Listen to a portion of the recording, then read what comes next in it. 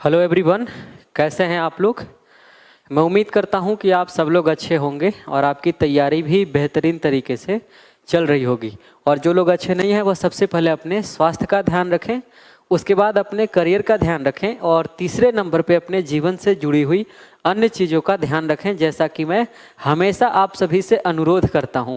और अन्य चीज़ों के अंतर्गत हम लोग किन चीज़ों को काउंट कर सकते हैं, मेरा ख्याल है कि मुझसे ज़्यादा आप लोग समझते भी होंगे और महसूस भी करते होंगे, क्योंकि हम लोग अभी उसी फेज में जी रहे हैं। आप भी जी रहे हैं और मैं भी जी रहा हूं।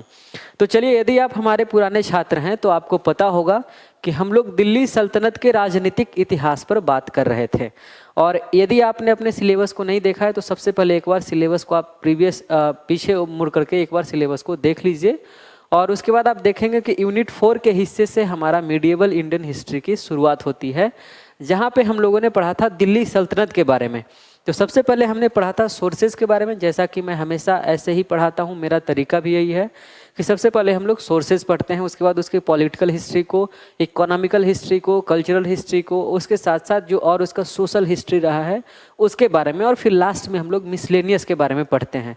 तो दिल्ली सल्तनत का पॉलिटिकल हिस्ट्री हम लोग स्टार्ट किए थे, जिसमें हम लोगों ने बात किया था गुलाम डायनेस्टी के बारे में, स्लेव डायनेस्टी के बारे में। उसके बाद हमने खिलजी डायनेस्टी के बारे में बात किया था और तीसरे नंबर पे हमने स्टार्ट किया था तुगलक डायनेस्टी के बारे में। तो तुगलक डायनेस्टी में हम लोगों ने बात किया था गयासुद्दीन तुगलक के बारे में, who was the founder of Tughlaq dynasty. So Tughlaq dynasty के फाउंडर के तौर पे हम लोगों ने गयासुद्दीन तुगलक को जाना था और उनके बारे में बहुत विस्तार से अध्ययन भी किया था। उसके बाद हमने पढ़ा था कि गयासुद्दीन तुगलक के जाने के बाद उनके जो भतीजे हैं वो चल कर के आते हैं, जिनका नाम है मोहम्मद बिन तुगलक, जो कि पहले जौना खां के नाम से जाने जाते हैं। तो मोहम्मद बिन तुगलक जब गद्दी पे बैठते हैं तो उनके बारे में हम लोगों ने एक लेक्चर किया था कि उस दौर का इतिहास का अध्ययन करने के लिए हमारे पास कौन कौन से सोर्सेज हो सकते हैं। इसके साथ साथ मोहम्मद बिन तुगलक के दरबार में कौन कौन से अधिकारी रहते थे, चाहे वो हिंदू अधिकारी हों या फिर किसी अन्य धर्म के अधिकारी हों, उनके नाम के बारे में बात किया था। उसके साथ साथ एक मृत्युंजय मंदिर करके मोहम्मद बिन तुगलक ने निर्माण करवाया था, उसके बारे में भी हम लोगों ने विस्तार से चर्चा किया था। आज का लेक्चर हम लोगों का मोहम्मद बिन तुगलक पे दूसरा लेक्चर है और मेरे ख्याल से इस लेक्चर में हम लोग मोहम्मद बिन तुगलक को ही कवर करेंगे। तो आप लोग हेडिंग दे दीजिए मोहम्मद बिन तुगलक। इन शॉर्ट यदि बोलना चाहें तो हम लोग कह सकते हैं MBT, ठीक है। और MBT का फेज कब से कब है बताओ। मेरे ख्याल से 1325 से लेकर के 51 होना चाहिए। एक बार आप लोग डेट देख लीजिएगा, यदि गलती वगैरह होता है तो कोई बात नहीं, मैं भी तो आपकी तरह छात्र हूं और आप भी हमारी तरह छात्र हैं, ठीक। अंतर है ये कि बस एक सीढ़ी में ज़्यादा हूं, मैंने JRF किया और आपने अब तक JRF नहीं किया, आप JRF करने की प्रक्रिया में है। उसके अलावा और कोई ज़्यादा अंतर तो है नहीं। तो आप लिखिए 1325 से लेकर के 1351 और हम लोग AD में बात कर रहे हैं। तो आज हम लोग क्या बात करने वाले हैं, मोहम्मद बिन तुगलक के द्वारा जो जितने भी एक्सपेडिशन किए गए थे, एक्सपेडिशन जो इनके द्वारा किया गया था, अभियान, हिंदी माध्यम वाले अभियान लिखेंगे। और मोहम्मद बिन तुगलक दरअसल भारतीय इतिहास में 5 चीज़ों के लिए फेमस है, उनके 5 अभियान हैं, ठीक। 5 कौन कौन हैं आप उसको बारी बारी से एक एक करके लिखिएगा ताकि चीज़ें आपको विस्तार में समझ में आ सके। और आप सभी को पता हो कि हम लोग किसी भी टॉपिक का अध्ययन करते हैं तो बहुत विस्तार से बात करते हैं ताकि किसी भी प्रकार का कोई भी फैक्ट ना छूटे, ठीक। तो चलो आप लोग लिखो, स्टार्ट करते हैं हम लोग। सबसे पहले प्लान की तरफ चलते हैं, सबसे पहले योजना की तरफ चलते हैं। एक्सपेडिशन नहीं लिख करके आप यह भी लिख सकते हैं जो इनका प्लान रहा है, ठीक है, जो इनका इनिशिएटिव रहा है। आपको जो लिखने का दिल करता है आप लिखिए, पर जो करने का दिल करता है वो मत कीजिएगा, क्योंकि इस उम्र में तो दिल गलत ही सलाह देता है। खैर, पहले नंबर पे बात करते हैं। पहले नंबर पे इनिशिएटिव की बात की जाए तो लिखिएगा, पहला है इनका राजधानी परिवर्तन। राजधानी परिवर्तन, राजधानी परिवर्तन कई किताबों में आपको 1325 मिल सकता है और कई में 1326 मिल सकता है और कई में 1327 में मिल सकता है, बट 1326 को पहले ऑप्शन के तौर पे आप लोग सिलेक्ट कीजिएगा। 1325 में तो दरअसल ये गद्दी पर ही बैठते हैं, तो गद्दी पे बैठेंगे, उसके बाद कुछ दिन बाद ही तो परिवर्तन करेंगे। ऐसा तो नहीं है कि कोई व्यक्ति गद्दी पे बैठा और अचानक से राजधानी का परिवर्तन कर दिया। तो गद्दी पे बैठने के पश्चात फिर 1 साल बाद राजधानी का परिवर्तन करते हैं 1326 में। कई किताबों में 1327 है, इसलिए आप डैश करके लिख लें तो कोई आपत्ति नहीं होनी चाहिए। ठीक है, इस टर्म को आप याद रखना। राजधानी परिवर्तन इन्होंने क्यों किया था साथियों? क्योंकि इससे पहले जितने भी शासक थे जो दिल्ली से शासन कर रहे थे, तो आप देखेंगे कि चाहे वो अलाउद्दीन खिलजी हो या नसीरुद्दीन महमूद हो या फिर बलबन हो, इन सभी के काल में बहुत ज़्यादा रिवोल्ट हुए थे। तो रिवोल्ट से बचने के लिए उसके साथ साथ दिल्ली सल्तनत का जो साम्राज्य विस्तार था वह दक्षिण भारत में भी हो चुका था। क्योंकि अलाउद्दीन खिलजी के समय उनका जो सेनापति है जिसका नाम था मलिक काफूर, आप लोगों ने पढ़ा है ना, मलिक काफूर जो गुजरात से आया था, जिसको 1000 दिनारी कहते हैं। और उसको 1000 दिनारी क्यों कहते हैं? क्योंकि 1000 दिनार में उसको खरीदा गया था और वह एक हिजड़ा था। लेकिन दक्षिण भारत में जितने भी अभियान हुए थे अलाउद्दीन खिलजी के वक्त में, उन सारे अभियान को उसने ही किया था।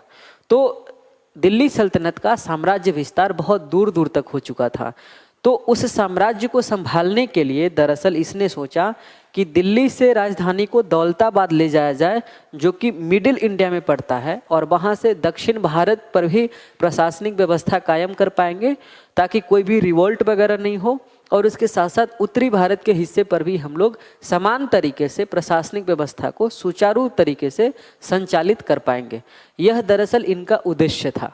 तो आपसे पूछा जाए कि 1326-27 में क्यों किया था राजधानी परिवर्तन, तो आप लिख सकते हैं और यह भी बता सकते हैं कहाँ ले गया था। तो Devagiri. Devagiri is also known as the entrance of South India.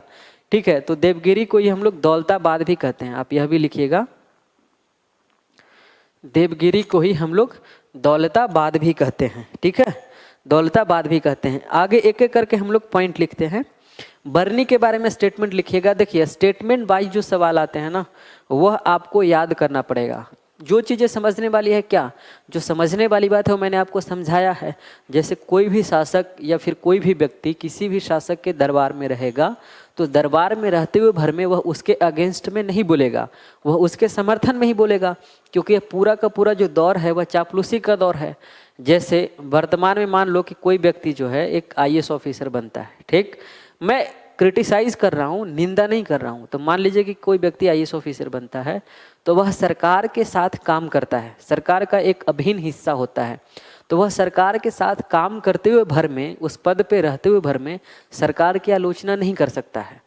यदि आलोचना करेगा तो उसके ऊपर गाज गिरेगी और सरकार से उसको निकाल दिया जाएगा। ऐसे बहुत सारे IAS ऑफिसर हुए हैं, या फिर उनका तबादला कर दिया जाता है और बहुत सारे फिर परेशानियों में डाल दिया जाता है।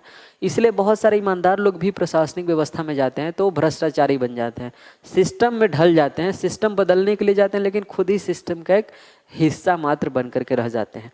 तो मान लो कि आप अबुल फजल हो, तो आप अकबर के दरबार में रह रहे हो, और उस समय चूंकि डेमोक्रेसी है नहीं, उस समय क्या है, राज्य तंत्र है। ठीक, राजतंत्र में क्या होगा कि राजा सर्वोपरि है और वहाँ पे कलम क्रांति नहीं है, तलवार से क्रांति आ रही है। तब यदि आप उसके शासक के खिलाफ लिखेंगे, उसके दरबार में रहते हुए भर में, उसका तो नमक खाया आपने, उसके खिलाफ लिखेंगे, तब ऑब्वियस सी बात है उसका तलवार आपके गर्दन पे रहेगा। फिर आपका गर्दन कहाँ रहेगा? ऊपर रहेगा ना, अल्लाह के गोद में। ठीक है, तो ध्यान रखिएगा।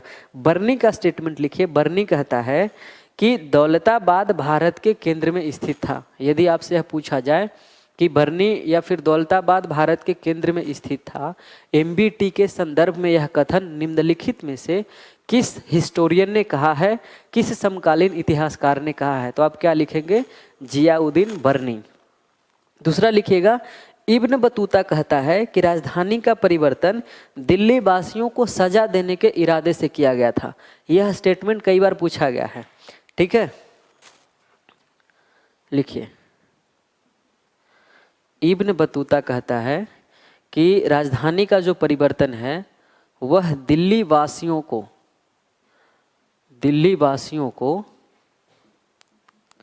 सजा देने के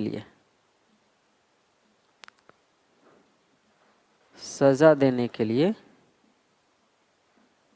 किया आप लोग लिखिएगा। मेरे एक स्टूडेंट ने वो कंप्लेन किया था कि चीज़ें दिखती नहीं है, तो कोई बात नहीं, मैं हट जा रहा हूँ। आप लोग लिखिएगा, स्क्रीनशॉट लेना चाहें तो आप इसको ले सकते हैं। इब्न बतूता का स्टेटमेंट था। बर्नी का क्या था, मैंने लिखवाया। आगे लिखिएगा, गार्डनर ब्राउन नामक एक व्यक्ति है, उसने यह मत प्रकट किया है कि मंगोलों के आक्रमण से साम्राज्य को बचाने के लिए एमबीटी ने, यानी कि मोहम्मद बिन तुगलक ने अपने राजधानी का परिवर्तन किया था। ठीक, कौन है? Gardner Brown. इसने कहा था कि मंगोल जो इन्वेजन हो रहे थे उनसे बचने के लिए, आगे आप लिख लीजिएगा, मंगोल इन्वेजन से बचने के लिए इसने राजधानी का परिवर्तन किया था। और आगे और लिखिए, मेहदी हुसैन, ठीक है, यह भी मध्यकालीन भारत के इतिहासकार हैं। मेहदी हुसैन ने कहा है कि दक्षिण में इस्लामी संस्कृति के, मेहदी हुसैन ने कहा है कि दक्षिण भारत में इस्लामी संस्कृति का प्रचार प्रसार करने के लिए मोहम्मद बिन तुगलक ने राजधानी का परिवर्तन किया था। तो सभी लोगों का अलग अलग स्टेटमेंट है, और जो लोग जिस पोस्ट पे बैठे हुए हैं और दरबार में हैं या दरबार से बाहर हैं, उस हिसाब से उनका स्टेटमेंट बदलता है। क्योंकि दरबार में रहते भर में कोई व्यक्ति विरोध में नहीं बोलेगा, और जिसको दरबार से निकाल दिया जाएगा वह तो हमेशा विरोध में बोलेगा। जैसे बदायूनी थे, हालांकि बदायूनी कभी दरबार में नहीं थे, लेकिन पहले अच्छे मित्र हुआ करते थे। लेकिन जब उन्होंने अकबर की आलोचना करना शुरू कर दी तो अकबर ने उसे बाहर निकाल दिया, अपना दोस्ती वगैरह तोड़ दिया। आप लोग भी तो करते हैं ना अपने रिलेशनशिप में, जब आपका बात कोई सामने वाला नहीं सुनता है तो आप लोग नाराज हो जाते हैं, फिर धीरे धीरे करके चीज़ें खराब हो जाती है। कोई बात नहीं। अगला स्टेटमेंट लिखिएगा, इरफान हबीब साहब का है। इरफान हबीब जो हैं, अभी भारत में मध्यकालीन भारत पे यदि बात की जाए तो सबसे बेहतरीन काम अब तक इरफान हबीब सर का है। अलीगढ़ मुस्लिम विश्वविद्यालय में काफ़ी लंबे समय से वो पढ़ा रहे हैं। आपको कभी मौका मिले तो आप मिलिएगा, मुझे मिलने का एक बार मौका मिला था, बहुत ही मज़ा आया था। ठीक है, तो इरफान हबीब का होता है ना कि जैसे जिस टीचर से आप पढ़ रहे हो, पढ़कर बड़े हुए हो, ठीक, और उस टीचर से फिर आपकी मुलाकात हो जाए तो कितना अच्छा लगता है ना, बहुत अच्छा लगता है अपने टीचर से मिलने में। तो इरफान हबीब सर के साथ जो मिला था काफ़ी अच्छा एक्सपीरियंस था। आप लिखिएगा, इरफान हबीब के अनुसार पूरी तरह राजधानी परिवर्तन न होकर दौलताबाद को दूसरी राजधानी बनाई गई थी। ठीक है, इसको इधर कर लेते हैं। हाँ ठीक है, इरफान हबीब ने कहा था कि राजधानी का परिवर्तन तो हुआ था, आप स्टेटमेंट लिखिएगा, राजधानी का परिवर्तन तो हुआ था लेकिन पूरी तरह से नहीं, पूरी तरह से नहीं। तो हबीब साहब जो हैं यह कह रहे हैं कि मोहम्मद बिन तुगलक ने दौलताबाद को पूरी तरीके से राजधानी नहीं बनाया, बल्कि एक उप राजधानी के तौर पे, एक दूसरे कैपिटल के तौर पे उसको प्रमोट किया था, उसको इस्टेब्लिश किया था। ठीक है, यहाँ तक समझ रहे हैं? आगे लिखिएगा, किसी और का स्टेटमेंट है? नहीं। चलो अब देखो हुआ क्या कि यह राजधानी का परिवर्तन तो 2627 में कर लिया, लेकिन कुछ साल रहने के बाद, मतलब 4 साल 5 साल 10 साल वहाँ पे रहा, और 1335 ईस्वी के आसपास, ठीक, 1335 से लेकर के 1337 ईस्वी के बीच में इसने कहा कि ऐसा है कि अब राजधानी को वापस दिल्ली ले चला जाए। मन भर गया। रिश्तेदारी में होता है ना, लव रिलेशनशिप में हम लोग कुछ दिन रहते हैं, उसके बाद मन भर जाता है, फिर हम लोग कहते हैं नए नए लोग आते हैं जीवन में तो हम लोग ऐसे बहुत खुश होते हैं, पुराने वाला का वैल्यू घट जाता है, नए वाला का वैल्यू बढ़ जाता है। ऐसा होता है कि नहीं होता है? आपके साथ भी हुआ होगा, सबके साथ होता है, पर ये मत पूछना कि हमारे साथ भी हुआ था कि नहीं। 1335-37 में इसके साथ भी यही हुआ। पहले तो दौलताबाद बहुत पसंद आया, ठीक, नए नए लोग आते हैं तो पसंद भी आते हैं बहुत, क्योंकि वो अपना बेस्ट परफॉर्मेंस दे रहे होते हैं आपके सामने। फिर धीरे धीरे करके उनका जो एवरेज परफॉर्मेंस आता है ना, तब तक तो मामला ही खराब हो जाता है, ठीक, तब तक वो व्यक्ति दिल में समा चुका होता है। फिर पता चलता है ओहो मैंने कोयले को हीरा समझ लिया। 1335 से 37 में ये कहते हैं कि ऐसा है कि वापस दिल्ली चलते हैं, राजधानी परिवर्तन का जो हमारा डिसीजन था वह गलत था, मतलब इस व्यक्ति को अपने जीवन में लाना बहुत गलत था, इसके चक्कर में मैंने किसी और को खो दिया। सोने के चक्कर में हमने प्लैटिनम को खो दिया। ऐसा आपने भी किया है ना, मुझसे हुआ है ऐसा एक बार।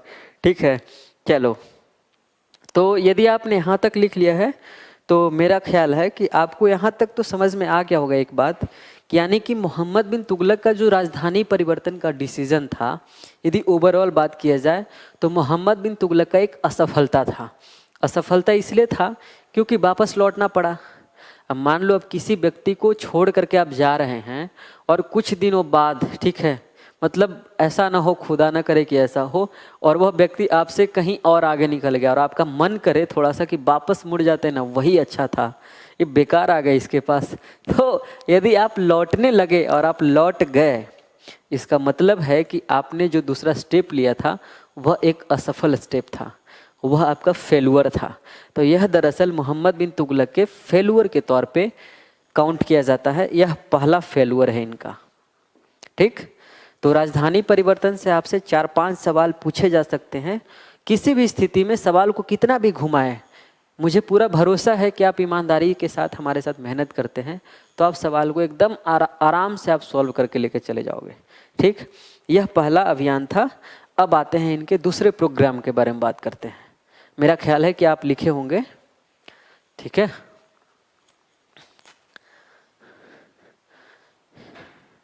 अब इसको मैं मिटा देता हूँ ना, आप लोग तो समझ ही गए हो कि मोहम्मद बिन तुगलक पे बात कर रहे हैं। अब मेरा फेवरेट शासक है, आप लोग बताना आप लोग का कौन है दिल्ली सल्तनत में। फेवरेट बस इसलिए है ना क्योंकि मतलब ठीक है, पढ़ा लिखा था, बदमाश तो था ही ये भी, लेकिन पढ़ा लिखा था, इसीलिए इसको एक व्यक्ति था उसने कह दिया, एलिफिंस्टोन शायद था उसका नाम, उसने कह दिया कि ये पढ़ा लिखा मूर्ख है।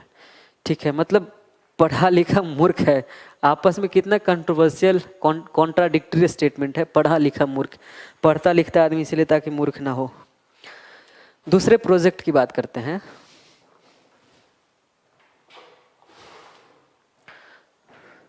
दूसरा जो इनका इनिशिएटिव है वह है सांकेतिक मुद्रा का प्रचलन। सांकेतिक मुद्रा का प्रचलन, टाइम लिखिएगा 1329 से 30। 1329 से 30, ठीक है। सांकेतिक मुद्रा को अंग्रेजी में टोकन करेंसी कहते हैं। कुछ अंग्रेजी सीबीएसई वाले भी छात्र हैं ना सीबीएसई, कोई बात नहीं, सीबीएसई वाले भी लिख सकते हैं। टोकन करेंसी का जो प्रचलन किया गया था 1329 और 30 में, इसमें क्या किया गया था लिखिएगा। सांकेतिक मुद्रा में क्या कहा था, जो पहले से जो सिक्का चल रहा था वो क्या था, टंका का था, ठीक है, और ये चांदी का हुआ करता था। और तांबा जो है, जो इल्तुतमिश ने चलाया था, इसको क्या कहते थे, जीतल। तो 2 सिक्के पहले से चलते आ रहे थे, ठीक है, इसने अलग से सिक्का चलवाया था 1-2, उसके बारे में बात करते हैं।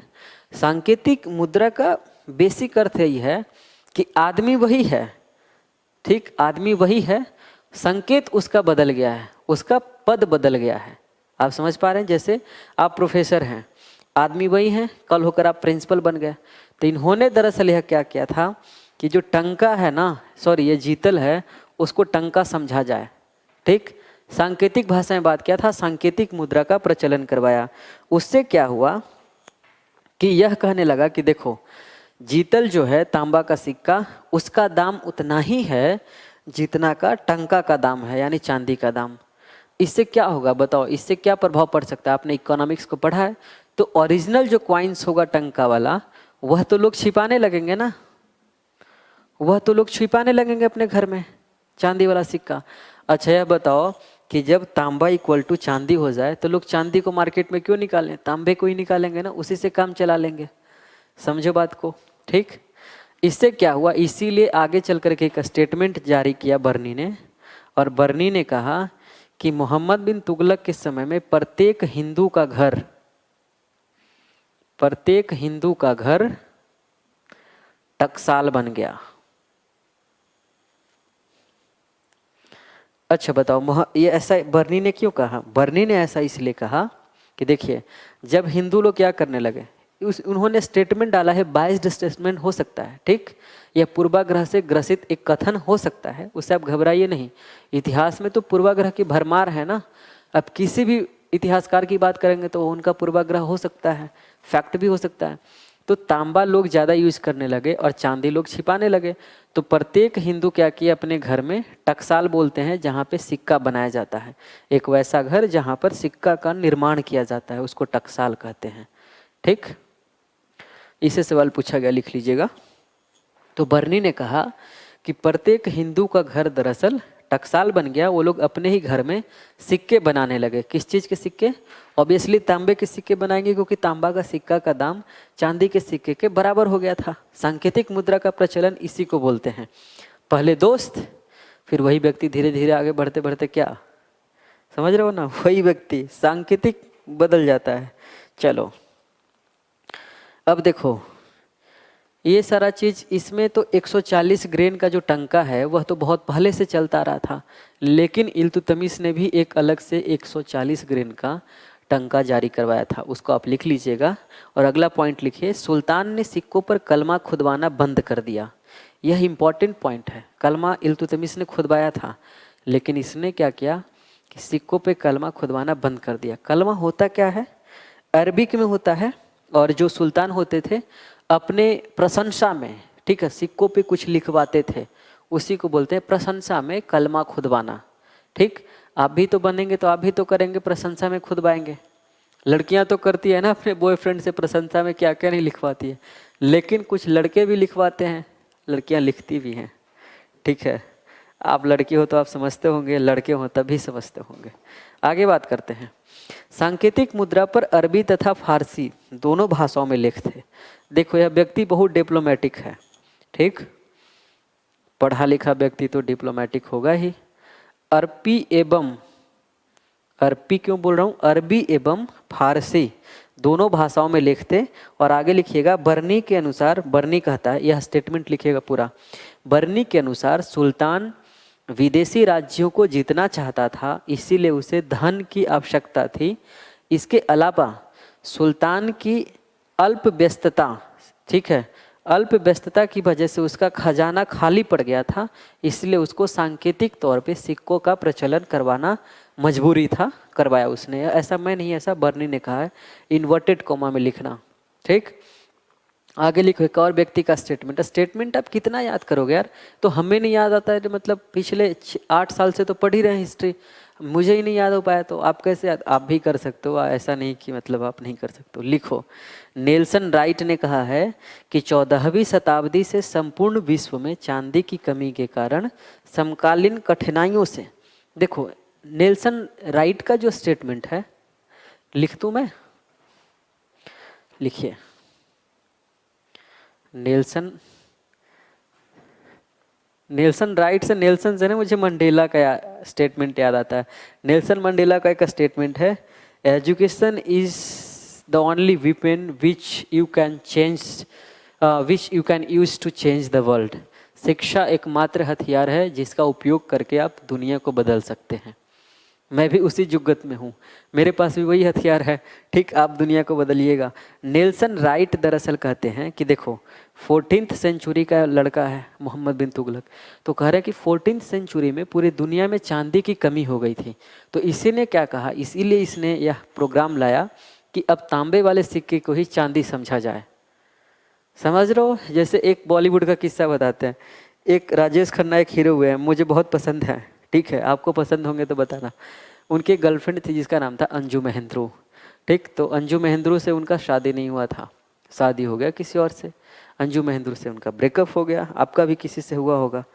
तो उसमें हुआ क्या कि जब शादी उन्होंने किया डिम्पल कपाड़िया से, तो अंजू महेंद्रू के घर गए थे, खूब बैंड बाजा बजाए, ठीक है, उनके घर के नीचे कर करके 4 घंटे तक नाचा उन्होंने। इस तरीके की बदमाशियाँ क्या मतलब, ठीक है, आदमी किसी भी तरीके से भड़ास तो निकालेगा ही। तो 14वीं सदी में क्या हुआ ना, अब सोचोगे कि राजेश खन्ना का इससे क्या संबंध था, तो ढूंढते रहो, कोई संबंध नहीं था, मैं तो ऐसे ही बता दिया। 14वीं सदी में दरअसल चांदी का कमी हो गया था, ठीक, तो कभी कभी मजबूरी हो जाता है ना, कोई व्यक्ति चला जाता है जीवन से, तो हम लोग उसके जगह पे सोचते हैं कि इस व्यक्ति को करते हैं, लेकिन ध्यान रखना परमात्मा ने, मैं दरअसल यदि आप बिलीव करते हैं तो परमात्मा ने हर एक व्यक्ति को यूनिक बनाया है। कोई भी व्यक्ति किसी व्यक्ति को रिप्लेस कर ही नहीं सकता है, सवाल ही नहीं पैदा हो सकता है। वो मूवी नहीं चल रहा है सलमान खान वाला कि रिप्लेस करके फिर से प्यार हो गया, सब नहीं होता है रियल लाइफ में, है ना। तो कहा कि 14वीं सदी में चांदी की कमी हो गई थी, इसलिए सुल्तान को ऐसा जरूरत पड़ा, इसलिए कि आगे लिखिएगा, सुल्तान मोहम्मद बिन तुगलक के काल के पूर्व मंगोल शासक तुगलई खान ने 1260 में चान नामक कागज का मुद्रा चलवाया था। यह इंपॉर्टेंट पॉइंट है। 1260 में तुगलई खान ने चान नामक कागज का मुद्रा चलवाया था, लिख लीजिए। ठीक है, इसमें और देखते हैं और कोई स्टेटमेंट है। एक और लिखिए स्टेटमेंट। 1294 में एक ईरानी शासक काई कातू ने, ठीक है 1200 यहाँ पे लिख देते हैं, 1294 में एक ईरान का शासक था जिसका नाम था काई कातू, उसने भी कागज का सिक्का चलवाया था, उसने भी कागज का सिक्का चलवाया था। ठीक, यहाँ तक लिख रहे हैं आप, आगे लिखिए। उसके बाद सिक्कों से संबंधित जो इसमें फैक्ट आपसे पूछे जाएंगे, इससे ज़्यादा नहीं पूछे जाएंगे। तो ओवरऑल यदि कंक्लूजन आप निकाल के देखोगे तो मोहम्मद बिन तुगलक का यह भी जो अभियान रहा है, सांकेतिक मुद्रा का प्रचलन वाला जो इनिशिएटिव रहा है, बेसिकली वह भी कहीं ना कहीं असफल रहा है। तो इसको भी एक असफल, एक फेलुअर के तौर पे काउंट किया जाता है इतिहास में। इसके 5 योजनाएं हैं, उसी से सवाल पूछे जाते हैं और पांचों के पांचों योजनाएं असफल हो जाती हैं। जैसे एक मेरा दोस्त है, मैं उसका नाम नहीं लूँगा, उसके जीवन में मतलब उसको 3-4 बार प्रेम हुआ, सारा का सारा प्रेम ही असफल हो गया। अब वह कोशिश कर रहा है छठे प्रेम का, देखते हैं क्या होता है आगे। तीसरे नंबर पे आते हैं। इतने सारे लोगों ने सवाल पूछे ना उससे रिलेटेड कि थोड़ा बहुत एक्सपीरियंस होता जा रहा है। तो यह दरअसल 5 ही अभियान किया ना, और पांचों का पांचों असफल रहा। बेचारा के पास फिर समय ही नहीं रहा, राजतंत्र चल रहा है, भारत की तरह डेमोक्रेसी थोड़े ना उस समय, तो मिटाने के लिए बहुत टाइम लग जाता है। तीसरे नंबर पे लिखते हैं, तीसरा प्रोजेक्ट लिखिएगा, खुरासान आक्रमण।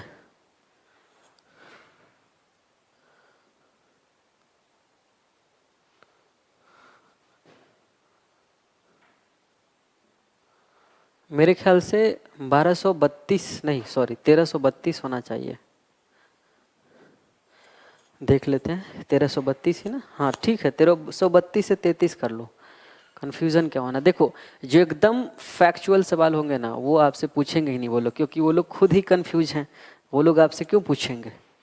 ठीक, अब इसमें देखो, इसमें मुख्य तौर पे स्टेटमेंट आपको जानना है। स्टेटमेंट लिखिएगा बाबा का। इस दौर का बाबा कौन है बताओ? जियाउद्दीन बर्नी। लिखिएगा, स्टेटमेंट लिखिए। खुरासान की पहचान ईरान से तथा बर्नी के अनुसार खुरासान की पहचान ईरान से है और फरिश्ता ने ईरान तुरान के रूप में इसकी पहचान की है।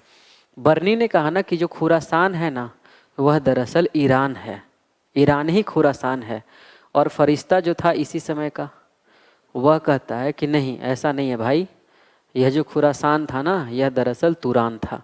दोनों का अपना अलग अलग कथन है, आप समझिए, आपको बस सवाल पूछा जाएगा, उससे ज़्यादा आप संबंध नहीं है आपका। कुछ इतिहासकारों ने कहा कि यह जो खुरासान है ना वह मिडिल एशिया का ट्रांस ऑक्सियाना का इलाका है। ठीक, some historians said that Khorasan was the part of Middle East areas and known as Transoxiana continent, Transoxiana region. ठीक, उसके बाद लिखिएगा कि इसमें जब आक्रमण हुआ, ठीक है, तो उस समय जो खुरासान का शासक है उसका नाम है अब्बू सहीद। क्या नाम है? अब्बू। अब्बू मतलब क्या होता है? पिताजी ना, अब्बू सहीद। ठीक, लेकिन इसके ऊपर आक्रमण तो किया, कुछ दिन तक आक्रमण चला। मोहम्मद बिन तुगलक के जो सेना थे उसमें बहुत ज़्यादा भगदड़ मच गया, तो इनका यह जो अभियान है वह भी असफल रह गया। बेचारा का यह तीसरा प्रोजेक्ट था और यह प्रोजेक्ट भी असफल रह गया। तो मिला जुला कर देखा जाए तो यह भी एक फेल्यूर था मोहम्मद बिन तुगलक का, MBT का। चौथे नंबर पे बात करते हैं, ठीक है। इसमें एक दो फैक्ट और पूछे जा सकते हैं, और वह पूछा जा सकता है कि इसके साथ जो है एकदम बड़ा सेना लेकर के गया था 3,70,000 के आसपास, ठीक है। 3,70,000 की सेना लेकर के मोहम्मद बिन तुगलक आक्रमण किया था, ठीक। और ऐसा किया था कि कई सेना को बोला ना कि देखो बहुत दूर जाना आक्रमण करने, तो कई लोगों को एडवांस पेमेंट दे दिया और कई लोगों को नहीं दिया। बोला वादा किया था, वादा किया तो निभाना पड़ेगा, लेकिन वादा किया MBT ने, उन लोगों का वादा निभाया नहीं। तो बहुत सारे लोग बीच में से छोड़ के आने लगे, बोले पैसे नहीं दिए एडवांस में तो कैसे काम करें, ठीक। वादा नहीं निभाने पे क्या क्या होता है आप तो समझते ही होंगे ना, युवा आदमी नहीं समझेंगे तो कब समझेंगे। तो वादा नहीं निभाया तो बीच में से लोग लौट गए। अब देखो आप शासक आदमी हो, आपका सेनापति, आपका सेना बीच में से लौट जाए तो आप क्या करेंगे? आप तो युद्ध हारेंगे ही ना, अकेला चना भाड़ नहीं फोड़ सकता। लेकिन मेरे गुरुजी थे, वो कहते ना कि अकेला चना भाड़ तो नहीं फोड़ सकता है, लेकिन दम से उड़े ना तो छेद जरूर कर सकता है। मेरे एक सर थे, पटना में हिस्ट्री पढ़ाते थे, उन्होंने ही बोला था, ठीक। चलो आगे बात करते हैं अगले अभियान की तरफ, और वो है कराचील अभियान। कराचील अभियान मेरे ख्याल से 33 के आसपास ही होना चाहिए, देख लेते हैं एक बार, ठीक है। यहीं पे लिख लेते हैं, बहुत बड़ा नहीं है। कराचील इन्वेजन 1333 1333 AD, 5 बार बोल दिए 33, 1333 तो मैंने बोला, आप लिख लीजिए, ठीक है। यह जो अभियान किया गया था खुरासान के बाद, ठीक है, खुरासान से जब हार करके लौटा तो सोचा कि अब तो वहाँ से हार के आ ही गए हैं। उसके बाद उन्होंने क्या किया, अंदर आ जाओ कोई दिक्कत नहीं है। हाँ, खुरासान अभियान के ठीक बाद उसने किया कराचील का अभियान, ठीक है। तो कराचील अभियान दरअसल 1333 में किया गया था। तो यह कराचील का जो हिस्सा है, यदि आपसे पूछा जाए तो यह भारत का हिस्सा है। कहाँ का? इंडिया का हिस्सा है। इंडिया में कहाँ? हिमाचल प्रदेश का। और हिमाचल प्रदेश में कहाँ? कांगड़ा का इलाका। इधर के लोग बहुत धार्मिक होते हैं, बहुत प्रकृति से जुड़े हुए लोग होते हैं। मेरी एक स्टूडेंट है वहाँ से, ठीक। यदि वो वीडियो को देखेंगे तो आप समझेंगे, वो मुझसे जुड़े हुए भी हैं, ठीक है। मैं उन्हीं के बारे में बोल रहा हूँ। तो यह इंडिया का हिमाचल प्रदेश का कांगड़ा का इलाका था, यहाँ पर अभियान किया। पठारी प्रदेश था, पहाड़ वगैरह बहुत है। आज न पहाड़ों को तोड़कर मंदिर बना दिया गया, लेकिन उस दौर में तो नहीं था। तो उस दौर में जब अभियान किया तो वहाँ पर जब इसकी सेना गई थी तो उनके बीच में आपस में खलबली मच गई, ठीक है। अब उसमें क्या हुआ, लिखिएगा एक स्टेटमेंट, पूरा लिखिएगा। बर्नी कहता है कि 10 सैनिक उस घटना को, मतलब हुआ क्या कि रास्ता में जा रहा था अभियान करने के लिए, बहुत जोर जोर से बारिश होने लगी। तो बर्नी के अनुसार कहता है कि 10 सैनिक उस घटना को बताने के लिए वापस लौटने लगे, ठीक। कहाँ? सुल्तान के पास, राज्य के पास बताने के लिए। और उसके बाद इब्न बतूता इसी स्टेटमेंट को क्या कहता है, बर्नी का ही स्टेटमेंट है, लेकिन वो कहता है कि नहीं नहीं 10 सैनिक नहीं थे, 3 सैनिक थे, तुम झूठ बोल रहे हो। यह दरअसल उनके आपस का बीच का द्वंद्व है, लेकिन आपसे फैक्चुअल सवाल पूछा जाए तो आप क्या करेंगे? आप तो इसमें फंस जाएंगे। इसलिए नेट का सवाल कभी कभी फैक्चुअली भी होता है, और बहुत सारे सवाल कॉन्सेप्चुअल होते हैं, बहुत सारे सवाल एनालिटिकल होते हैं, और बहुत सारे सवाल नॉलेज लेवल के होते हैं, ठीक। Knowledge level, understanding level, and analyse level, and synthesise level, there are 4 types of question. So NET तो सभी टाइप के क्वेश्चन पूछते हैं, तो आपसे इसमें से कुछ पूछा जाए तो मेरा ख्याल है कि आप बना लेंगे। आगे बात करते हैं। उसके बाद क्या हुआ कि यहाँ पर कराचील का जो शासक है ना, उसका नाम पता नहीं चल पाया, नहीं तो मैं लिखवाता आपको, ठीक। तो कराचील में चूंकि यहाँ से भी सेना भाग गई, बारिश वगैरह हुआ, अब तो प्रकृति आपका साथ नहीं दे तो दुनिया का कोई भी व्यक्ति आपका साथ दे दे, कुछ नहीं होने वाला है। नेचर का तो बहुत बड़ा रोल होता है। नेचर दरअसल मोहम्मद बिन तुगलक के साथ यहाँ पर साथ था ही नहीं। बहुत सारे वर्षा होने लगे, ओले पड़ने लगे, तो सैनिकों के बीच में खलबली मच गई, वो लोग भागने लगे। तो उससे क्या हुआ कि ओवरऑल कराचील का भी जो प्रोजेक्ट था मोहम्मद बिन तुगलक का, वह भी असफल हो गया। और यह मोहम्मद बिन तुगलक का चौथा फेलुअर था। अभी तक इन्होंने 4 किया है, चारों के चारों फेलुअर हैं इसके। 5वें पे बात करते हैं जो कि इसका लास्ट फेलुअर है। ठीक है, लिखिएगा, इसको मैं मिटाता हूं।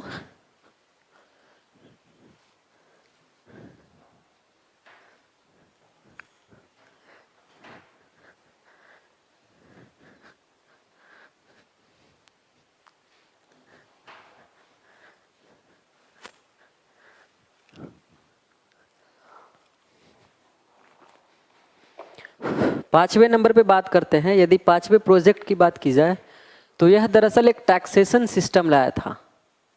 Taxation system, taxation system in fertile area.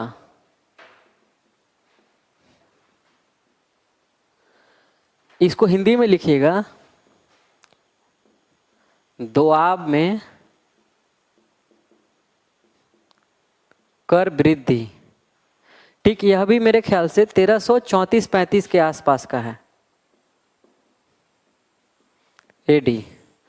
यह बताओ, दोआब जो है ना, दोआब को समझ लो, दोआब जो है 2 शब्दों से बना है, 2 + आब।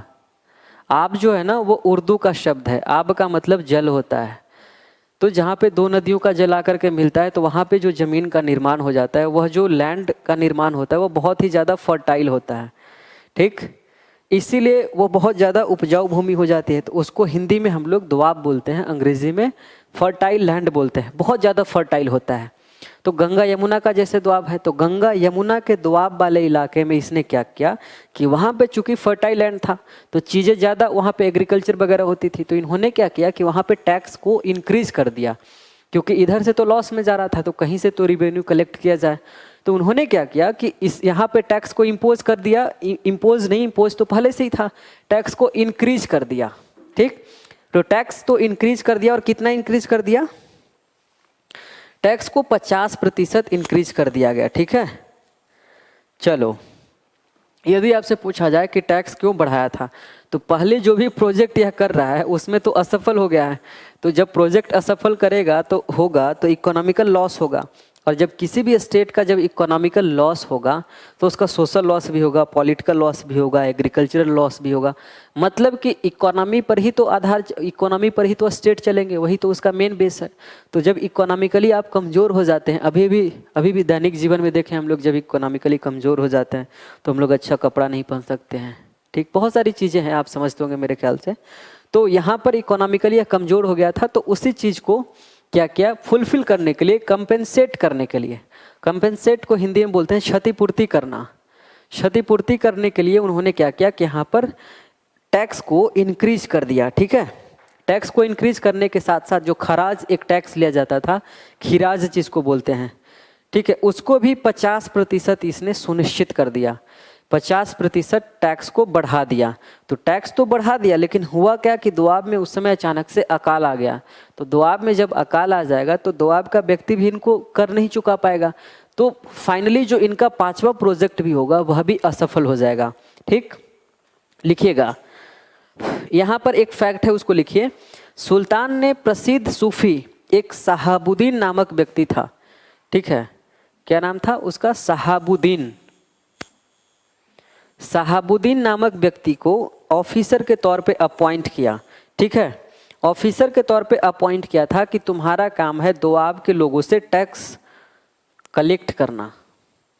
टैक्स कलेक्ट करने के लिए रखा, और यह जो विभाग था उसका नाम था दीवान ए मुस्तखराज। दीवान ए मुस्तखराज आप लिख लीजिएगा, यह इसको अधिकारी नियुक्त किया था।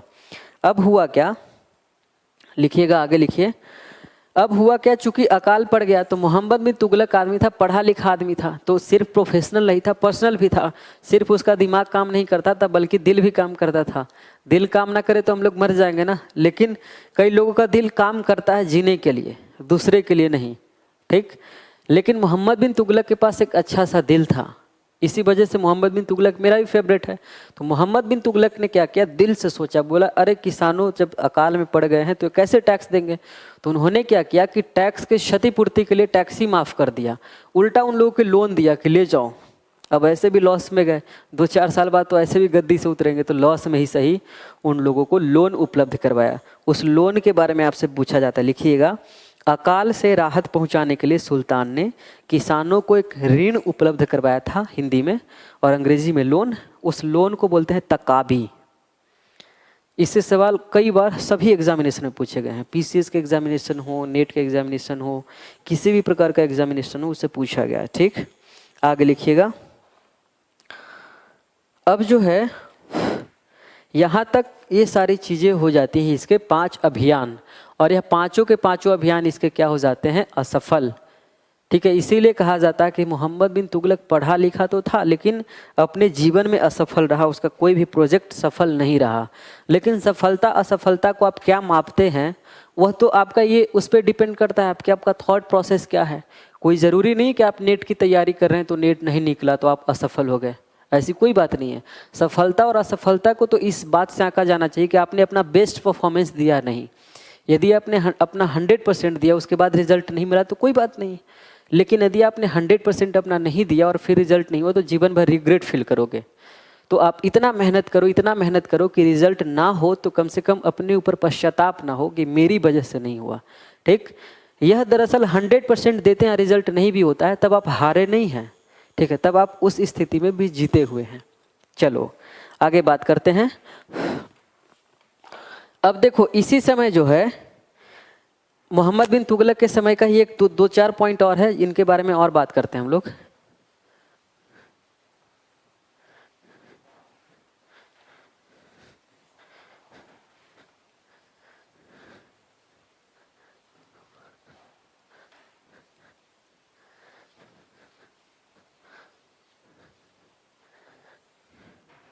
कितना हो गया यार?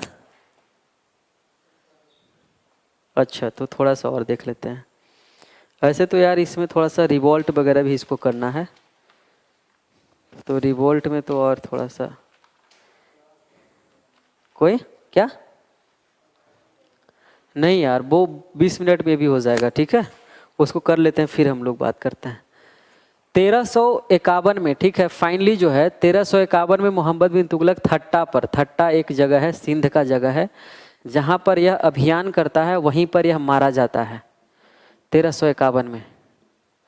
ठीक, एक फैक्ट और लिखिए, वह क्या इससे हो सकता है कि मोहम्मद बिन तुगलक के समय ही 1336 के आसपास, ठीक है, कहाँ में, दक्षिण भारत में,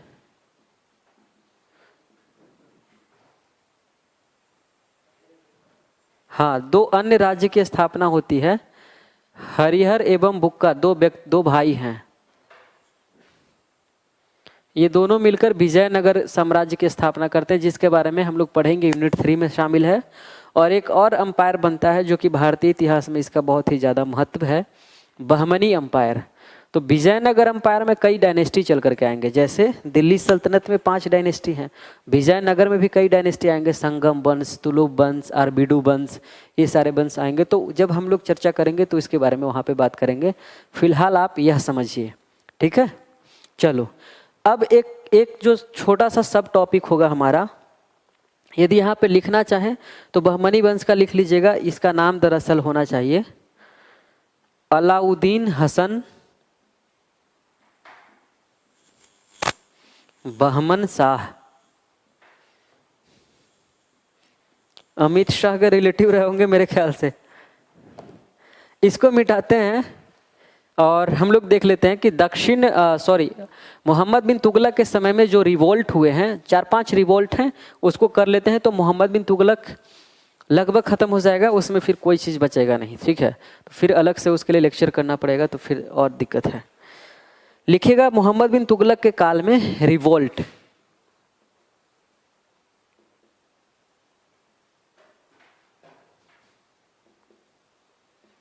revolt under the rain of MBT।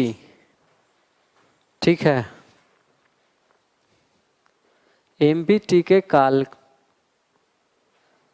में विद्रोह। ठीक है, अब इसको दो हिस्सों में बांट कर देखेंगे। एक हिस्सा होगा जो उत्तर भारत में विद्रोह होगा और दूसरा हिस्सा होगा जो दक्षिण भारत में विद्रोह होगा। तो पहले नॉर्दर्न इंडिया की बात कर लेते हैं, पहले नॉर्दर्न इंडिया की बात कर ले। उत्तरी भारत में जो विद्रोह हुए हैं उसके बारे में बात कर लेते हैं शॉर्ट में। शॉर्ट में क्या, जो भी जितना आपको आवश्यकता है उतना तो हम लोग लिखेंगे ही एटलीस्ट, ठीक है। चलो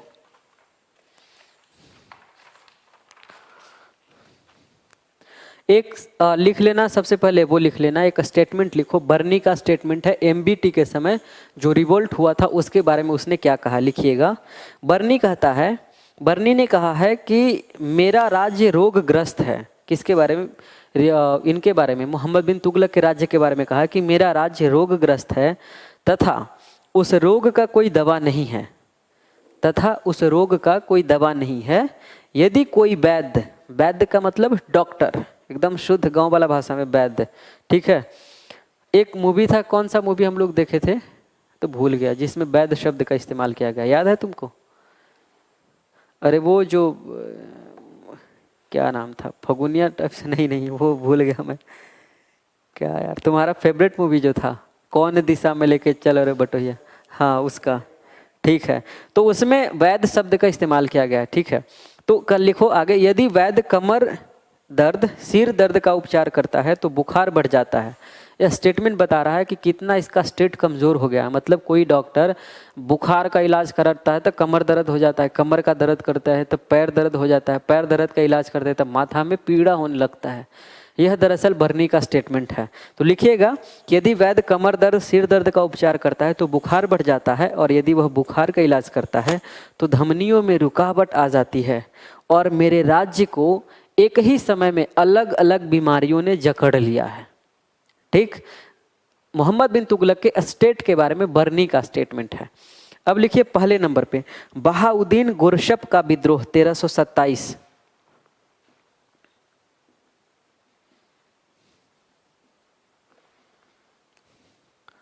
बहाउद्दीन गुरशप का विद्रोह 1327 में हुआ था। इसके बारे में एक दो पॉइंट लिख लीजिए। यह इसके काल का पहला विद्रोह था और यह इसका कजिन था, चचेरा भाई था इसका।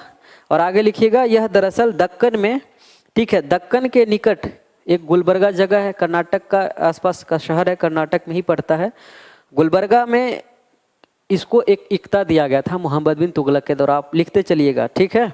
लेकिन इसने क्या किया, 1327 में अपने आप को स्वतंत्र घोषित कर लिया, कहा कि मैं अब इंडिपेंडेंट हूँ, एमबीटी के अंदर शासन नहीं करूँगा। लेकिन एमबीटी चूंकि शासक है दिल्ली सल्तनत का, तो उसने सेना भेजा रिवोल्ट को दबाने के लिए, ठीक है। और रिवोल्ट को दबाया और साथ ही साथ उसको बहुत मार मारा और दंडित किया, साथ ही साथ उसका मतलब अल्लाह को प्यारा बना दिया उसको। फिर दूसरे नंबर पे लिखते हैं, दूसरा लिख रहे हैं बहराम आइबा का विद्रोह।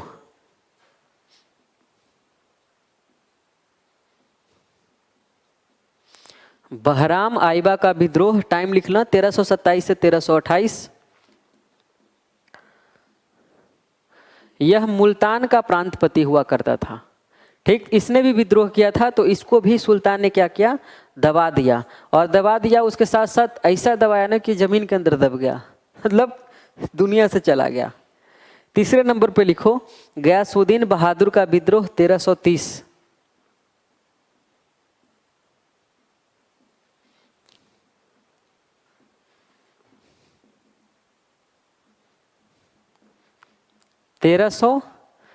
में, और यह लिखना, यह लखनौती का प्रांतपति था, ठीक है। लखनौती का, कहाँ का, लखनौती, आप लोग कमेंट बॉक्स में बताना लखनौती कहाँ में है, ठीक। लखनौती का यह प्रांतपति था और इसका रिवोल्ट भी मोहम्मद बिन तुगलक ने दबा दिया। कमज़ोर था यार, पढ़ा लिखा व्यक्ति कमज़ोर होता है, लेकिन इतना भी कमज़ोर नहीं होता है ना, कि मतलब कोई भी रिवोल्ट करके निकल जाए। कुचल डाला इसको, यह भी मरा गया, ठीक है। आगे लिखते हैं, चौथे नंबर पे लिखो कमालपुर का विद्रोह 1328 से 29।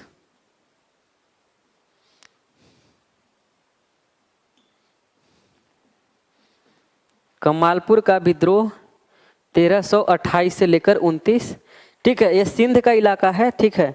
यहाँ का काजी ने और वहाँ का खतीब दोनों धार्मिक क्या है, पोस्ट है। तो काजी और खतीब दोनों ने मिलकर के क्या किया, वहां पर विद्रोह कर दिया, लेकिन वहां पर भी इस विद्रोह को दबा दिया और वहां पर भी उसको कुचल दिया गया।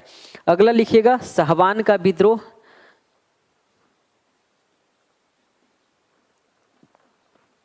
1333 ही होना चाहिए मेरे ख्याल से, हाँ ठीक है।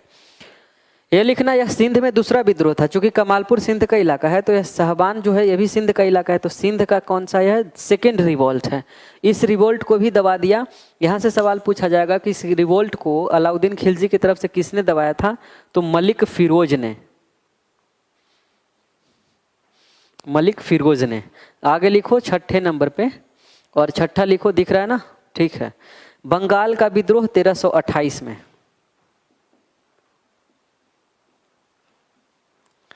बंगाल का रिवोल्ट हुआ 1328 में। फखरुद्दीन ने, उस समय का शासक है, तो फखरुद्दीन ने क्या किया, अपने आप को स्वतंत्र घोषित कर दिया। बोला कि अब बंगाल जो है दिल्ली सल्तनत का अधीन नहीं रहेगा, बल्कि मैं एक इंडिपेंडेंट रूलर हूँ। अब मोहम्मद बिन तुगलक के साथ हमारा कोई संबंध नहीं है। लेकिन शासक ने क्या किया कि उसको दबाने का बहुत कोशिश किया, अंत तक कोशिश किया गया, लेकिन उसको दबा नहीं पाया। ठीक है, तो वह दरअसल अपने आप को स्वतंत्र घोषित किए हुए रह गया और मोहम्मद बिन तुगलक उसका कुछ भी नहीं कर पाए। कुछ तो लोग होते हैं ना स्टेट में, उनका आप कुछ नहीं कर पाते हैं, तो होता मोहम्मद बिन तुगलक से। दूसरी बात कि यार दिल्ली से तो बंगाल का हिस्सा बहुत दूर है ना, ऐसे भी समझो, तो वहाँ तक आदमी कैसे पहुँचेगा। पहुँचने के लिए तो पहुँच ही सकता था। बलबन के समय विद्रोह किया था, तो बलबन तो उठ के चला गया था भाई दिल्ली से, लेकिन यह भी गया, इससे नहीं हो पाया, तो क्या किया जाए, तो कुछ तो बचाव में बोला जाए। अब लिखते हैं, यह नॉर्दर्न इंडिया का था। दक्षिण भारत का रिवोल्ट देख लेते हैं, उसके बाद एमबीटी को हम लोग खत्म करते हैं। दक्षिण भारत में 2-3 रिवोल्ट हैं बस, उसमें ज़्यादा आपको कुछ नहीं करना है।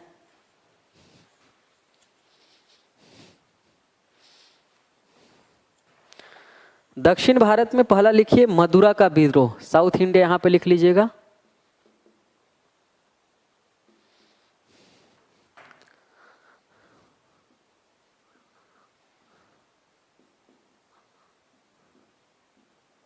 मदुरा का विद्रोह यह लिखिएगा, सुल्तान मोहम्मद बिन तुगलक के काल में पहला सशक्त विद्रोह माबर, इसको मदुरा को माबर भी बोला गया, यहाँ पर हुआ था। और यहाँ पर क्या हुआ, यहाँ पर जो शासक था उसका नाम है एहसान शाह। एहसान कुरैशी एक भारत के कॉमेडियन है। यहाँ पे एहसान शाह ने विद्रोह किया था, बहुत ही मजबूत आदमी था, इसके रिवोल्ट में दम था।